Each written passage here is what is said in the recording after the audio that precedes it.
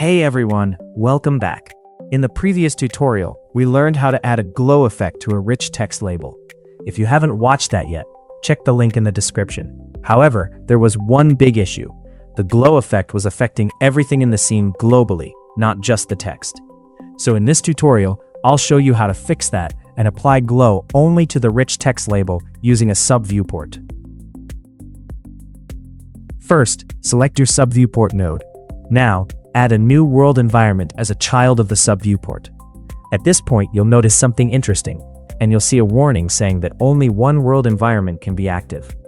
That's because right now, the SubViewport is still using the same world as the main scene. To fix this, select the SubViewport node again. Go to the inspector, find the Own World 3D option under the Viewport section, and enable it. Now we've created a completely separate world for this SubViewport. At this point, you can go back to your main world environment and turn off the glow. Then select the world environment inside the SubViewport, assign a new environment resource, and enable glow. Increase the intensity and bloom.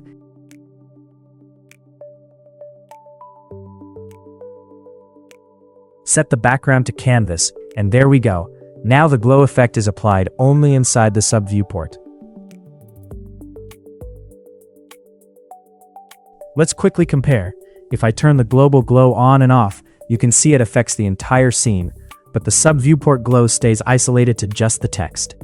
To make this even clearer, let's shrink the SubViewport size a bit and change the text color to green so it stands out more.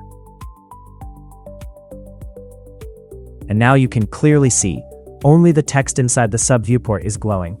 And that's it. Now you know how to isolate post-processing effects like glow using SubViewport and Own World. Thanks for watching, and I'll see you in the next one.